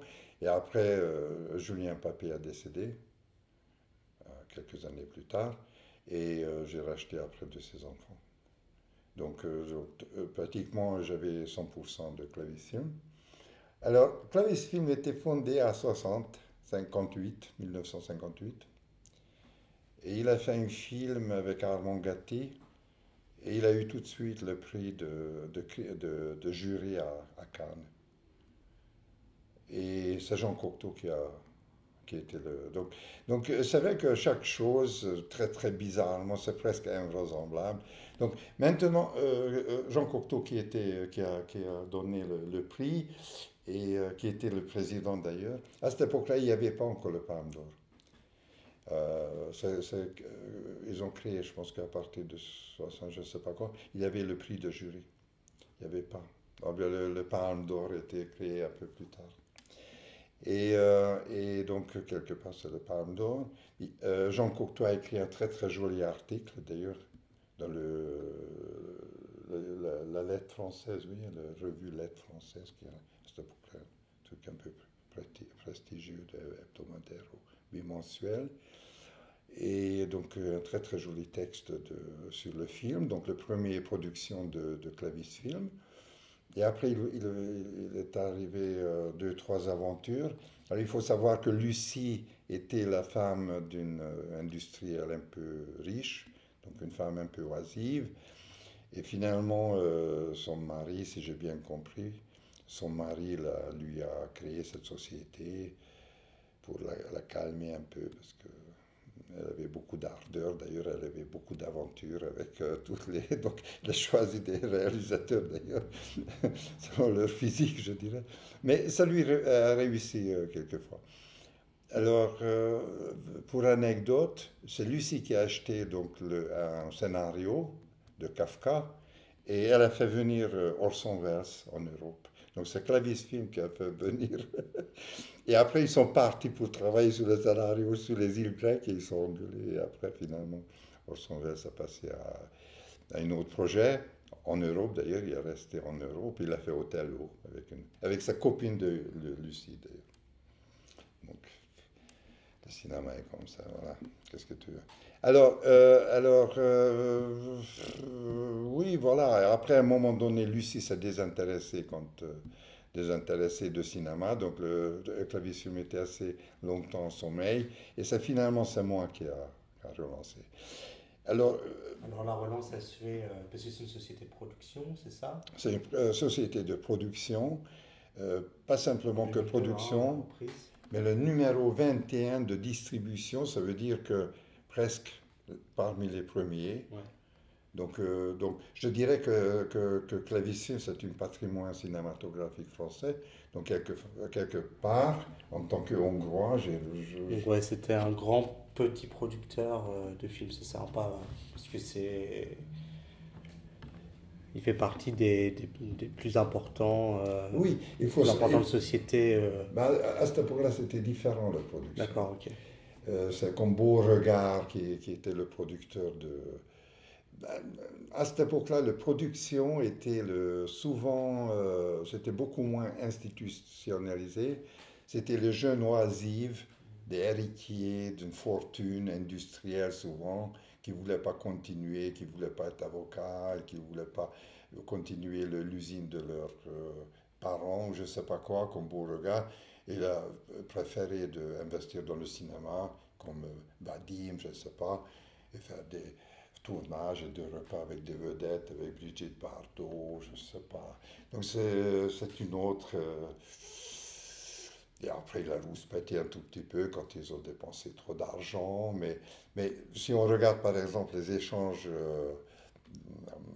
des lettres entre Godard et Beauregard sur à bout de souffle, ah, mais c'est incroyable. Non, je te paye plus un centime, c'est n'importe quoi. Ah, mais tu comprends rien. Donc, c'est de relations complètement différentes qu'aujourd'hui, parce qu'aujourd'hui, c'est institutionnel, je dirais, c'est beaucoup plus administratif et bureaucratique. Nous, bon, on peut s'engueuler avec un producteur, avec un réalisateur, mais de toute façon, le contraire là, le contraire là.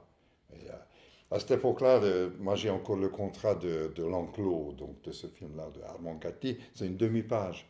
Maintenant, un droit d'auteur, c'est 48 pages. C'est ça la différence. Et il n'y avait que 50 ans de différence. Donc c'est une demi-page. Oh, je sous-signais tel, Lucie, oui, que bah, je demande, selon de nos accords, verbal, je voudrais que vous fassiez un film. Merci beaucoup, au revoir. Un contrat comme ça, quoi. Et aujourd'hui, il faut 15 avocats, quoi. Donc tout est différent aujourd'hui. Donc à cette époque-là, l'argent est arrivé avec des valises, avec le cartable. Tu vois, c'était payé comme ça, pas comme aujourd'hui, qu'on est obligé de agrément de production, avant, après, compte définitif, justificatif, note des frais, je ne sais pas quoi. Tu vois. Alors vous décidez de faire de Clavis un éditeur de DVD, des grands classiques d'Europe centrale, c'est ça? Oui, voilà. Donc en fait, je me suis retrouvé à nouveau devant une mur. Je me suis rendu compte d'avoir une production, ça, ça facilite administrativement, mais ça facilite pas effectivement rien pour faire un film. Tu vois. Tout le monde s'en fout de toi. Et, euh, et, euh, et c'est pas facile, autant plus que tout à coup le métier aussi a beaucoup changé. Donc ça n'a rien à voir, comme je viens de dire. Il y avait une deuxième période, après il y avait une troisième. Si je veux très très rapidement, parce que c'est marrant. Moi, en plus, c'est ma définition. Au départ, il y avait le roi producteur. Le producteur qui était au milieu de, c'est comme Jésus-Christ, au milieu le soir au repas, et après en hiérarchique, en ordre hiérarchique, le réalisateur, l'auteur, le premier assistant, le star, etc. C'est très hiérarchisé. C'est encore aujourd'hui encore le cinéma. Et l'armée qui a deux hiérarchisés. Premier assistant, deuxième assistant, troisième assistant, etc. Donc très, très, très hiérarchisé. C'est comme l'armée. Euh, pour une raison que je peux expliquer, pour les mêmes raisons d'ailleurs que l'armée, parce que le temps coûte très cher donc, pour l'efficacité. Et c'est la vie qui coûte cher dans l'armée, et ici le temps qui coûte cher. Mais la même raison. Alors, d'abord était le producteur roi, après c'était le producteur administrateur, après le producteur bureaucrate, et maintenant le producteur clochard. Tu vois, donc c'est vrai qu'on est donc moi j'ai repris j'ai repris finalement la production avec un rêve de producteur roi. J'ai repris dans une période qui était, je dirais, le producteur administratif ou le bureaucrate, où je connaissais rien à la bureaucratie. Ben, j'en avais rien à foutre non plus. J'ai jamais lu jusqu'au bout une lettre officielle, tu vois, dans ma vie, tu vois. J'étais artiste peintre je fumais des pétards dans le, tu vois. Si j'avais un huissier, tu vois, avec le truc là que j'ai allumé, mon pétard, c'était maximum ça, tu vois, avec la lettre d'huissier que j'ai allumée, tu vois, à la limite, tu vois. C'est la seule utilité que j'avais, une lettre officielle pour moi. Et c'est vrai que c'est à ce moment-là, la première fois dans ma vie que j'ai commencé à travailler dur. J'ai tout appris. Euh, j'ai un peu trop dur même. Je suis arrivé d'ailleurs, donc j'ai commencé vraiment, donc administratif, technique, ressources humaines. Jusqu'à là, je parlais comme ça, je baisais des nanas, tout ça, j'ai tout fait. Maintenant, je fais un peu attention, tu vois, parce que là, tu sais, quand j'ai peint les nus, c'était très très rare qu'il y avait une fille on n'a pas tiré un peu, tu vois, ou deux, même deux, trois. Donc c'était quand même, c'était assez sympathique. Là, maintenant, c'est une autre ambiance, c'est quand même laborieux, tu vois, on travaille. Donc j'ai découvert le travail. Et c'est vrai que c'est plus la vie d'artiste, c'est différent. Mais ça demande encore trop de choses à expliquer, comment je suis passé dans une période aujourd'hui. Mais il faut dire à ta question précisément que effectivement, quand je me suis retrouvé devant un mur et avec cette difficulté que je me suis dit que ça m'a rien avancé. J'avais quand même cette idée de crédibiliser Clavis Film en achetant de grands classiques, le droit de diffusion de DVD. Et tout à coup, avec ces grands noms-là, je me suis entouré de très très grands noms, comme Bellatar, comme Istvan Szabó. Donc tous les films sont Oscar, Palme d'Or, Miklós Jancsó, etc., que j'avais la chance de connaître. Je connais tous ces réalisateurs-là personnellement, souvent depuis très très longtemps, grâce au théâtre d'ailleurs, et c'est ici qu'on retourne au début. J'avais la chance quand même de pouvoir discuter avec eux et avoir le droit. Ouais. Et c'est vrai que ces noms-là, ça sonne bien en France. Euh, Pratiquement tous les films de Jancsó étaient sélection officielle, pratiquement presque automatiquement.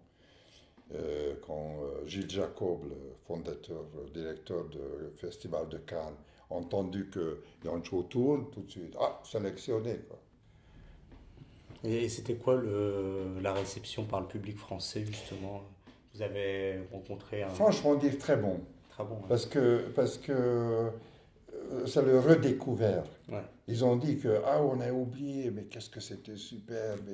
Parce qu'il y avait certains films qui sont devenus cultes.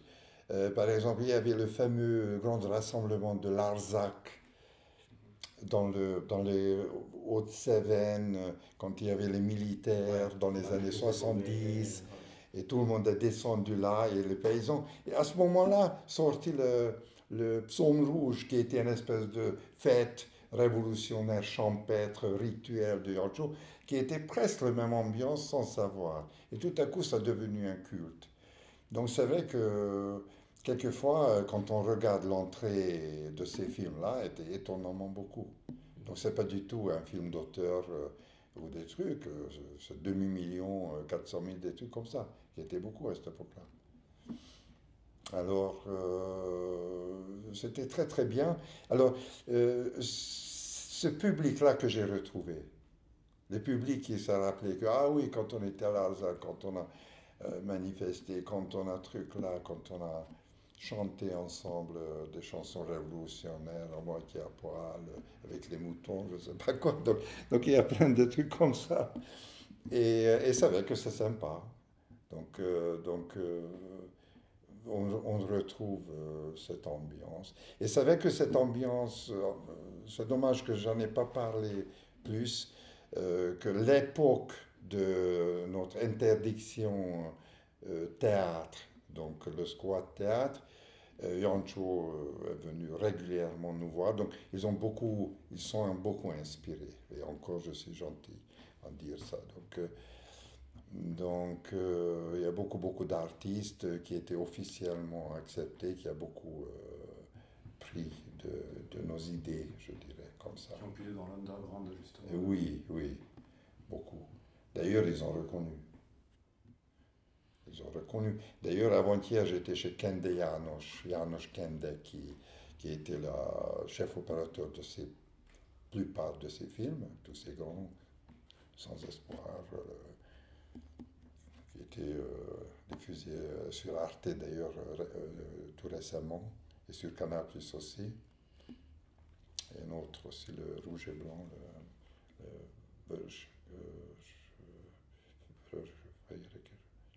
Rouge et Blanc, hongrois. Maintenant, j'ai oublié comment ça s'appelle en hongrois. Attends, Rouge et Blanc. C'est pas Rouge et Blanc. Non plus. Non, c'est pas mal. Et donc, ces films-là, des films-là qui étaient diffusés récemment à la télévision. Mais écoute, depuis 15 ans que je vends les films, pas uniquement hongrois, parce que quelquefois c'est polonais, maintenant slovaque. Je suis passé aussi mais toujours des patrimoines. Mhm. Donc des patrimoines. Maintenant, je vais changer un tout petit peu parce que j'ai l'impression quand même qu'au bout de 10 ans, 10 ans, 15 ans, depuis 15 ans, le marché commence à être saturé en DVD et ça change aussi un peu. L'évolution du support, Il y a j'imagine. Ouais. exactement le, le changement, l'évolution des supports, comme tu dis, la VAD, le vidéo à demande, donc le téléchargement payant. Et donc les plateformes, il y a de plus en plus de plateformes. Et moi j'ai l'impression aussi que en France, le réseau de cinéma art et essai avec la digitalisation est absolument incroyable. Ouais. Il y a 1200 ou presque 1300 salles équipées digitales. Ça veut dire que tu envoies le fichier. Un fichier, le film, tu envoies et c'est bon. Avant le 4 bobines, un film de 1 heure et demie était 80 kilos. C'était une logistique. Ah, mais tu vois, 80 kilos. Tu vois, on était au 3e étage, descendre à 80 kilos à chaque fois quand il y avait une projection, de faire transporter, machin. Tu vois, c'était un véritable. Et maintenant, c'est juste un clic, quoi. Et justement, peut-être pour fermer un petit peu notre conversation et l'ouvrir, c'est quoi les projets pour Clavis Film Oui, par voilà. rapport à ces... Alors, écoute, nous avons maintenant à peu près une centaine de films sur le catalogue, Ouais. tout compris. Donc, en fait, les films sont en trois catégories. Patrimoine, donc le vieux film, inédits, qui sont les nouveaux, et programme jeunesse, qui sont pour les jeunes. Et nous, c'est beaucoup de dessins animés, grand classiques aussi, patrimoine, comme Ludoš Moitié, Mathieu, comme le petit coq et son diamant, des coquoches diamants, comme ça. Donc beaucoup de films, comme le Neepmeshik, le conte populaire, etc., qui marchent très bien. Et c'est vrai que nous avons une centaine de films sur le catalogue, donc vous retrouvez à la FNAC, partout d'ailleurs, dans le vidéothèque. D'ailleurs, c'est notre premier principal acquéreur, c'est ça? Acquéreur. Ce sont des vidéothèques qui nous demandent pas mal. Et après, bon, sur PayPal et sur notre site, on peut acheter. Donc il y a individuel, donc on fait le paquet, on envoie. Donc 2-3 jours, il faut 3 jours pour recevoir nos films. Pour l'instant, nous avons un stock. Nous avons un distributeur, nous distribuons nous-mêmes. Et notre projet maintenant développé de plus en plus dans les salles. Donc le nouveau film, donc on fait beaucoup de festivals. Donc on va dans le festival de Cannes. Moi, depuis 25 ans, chaque année, je vais au festival de Cannes. Donc je commence vraiment à connaître comment ça marche. Depuis plusieurs années, j'y vais au festival de Berlin. Et moi, j'ai entendu que Locarno, le festival de Locarno qui revient un peu. Venise, à mon avis, ça... Donc ça bouge un petit peu, l'importance. Locarno, qui était à un moment donné très intéressant, ça a perdu un petit peu l'importance, mais maintenant revient. Et on était à La Rochelle aussi, qui est très très intéressant pour la France, donc surtout pour les distributions. Donc le secret de distribution, il faut connaître le réseau. Ce sont des gens qui ont un réseau qui ont les mêmes intérêts, le même goût, dans ce sens-là, le même goût artistique ou pictural.